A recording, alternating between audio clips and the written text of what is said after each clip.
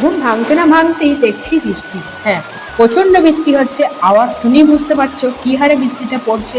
তো দেখো, এখন তো বর্ষাকাল, একদম সকাল সন্ধ্যা বিকাল ভোর সব সময় বৃষ্টি।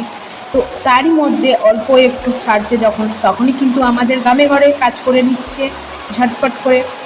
গ্রামে ঘরের মানুষের অনেকটাই কষ্ট বলতে পারো, আমাদের কাজ সবসময় বাইরেই থাকে। তো দেখো, তারপরে মা গুটি গুটি পায়ে চলে এলো শাক ভাঙতে।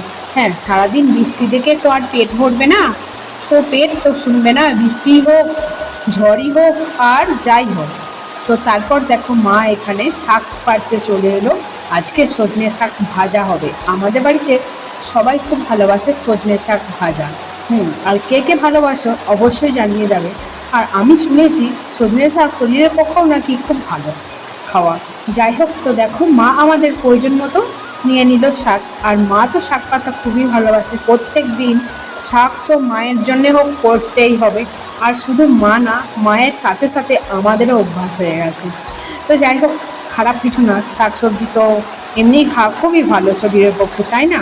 কিছুক্ষণের জন্য ছেড়েছিল বৃষ্টি, তারপরে কিন্তু আবার এক বৃষ্টি হয়েই যাচ্ছে।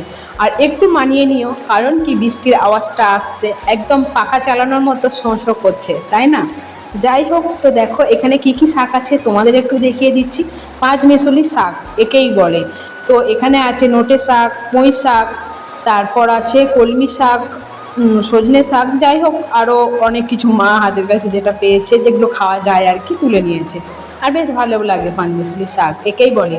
তো তারপর দেখো মা এখানে গরুকে স্নান করাতে নিয়ে চলে এসেছে। আর গরুগুলো না খুব নোংরা মাখে, এই স্নান করিয়ে দেবে, পরিষ্কার চকচকে হয়ে গেল, তার কিছুক্ষণের পরেই দেখবে আবার গায়ে ওরা নোংরা মেখে ফেলে। আরে ওরা তো এসব কিছুই বোঝে না। তার জন্য একটু ঘন ঘনই কিন্তু গরুদের ঘরে স্নান করাতে হয়, আর ওদেরও শরীরটা ভালো থাকে। কারণ কি, যা গরম যাচ্ছে, যতই বৃষ্টি হোক গুমসুমি গরমটা কিন্তু আছে, ওদেরও শরীরটা খারাপ হয় এই গরমে, পেট গরম হয়ে যায়।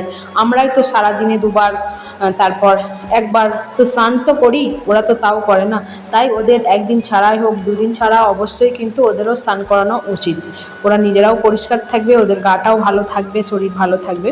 যাই হোক, তারপর দেখো মা সকাল সকাল এখানে গরুকে কি খেতে দিচ্ছে, তাল। হ্যাঁ, তালের জুস।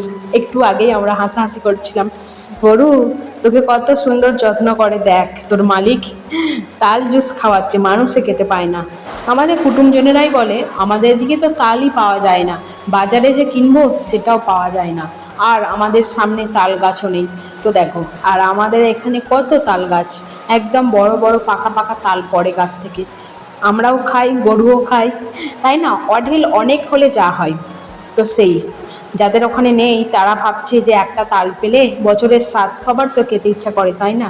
তো যাই হোক, না পেলে আর কি করা যাবে। দেখো এদিকে আমাদের কালিয়া তো একবারে আনন্দই আত্মহারা, এত সুন্দর খাবার পেয়ে মুখ ময় লাগিয়ে ফেলেছে খাবার। তোমাদের কেমন লাগলো জানিয়ে যাবে।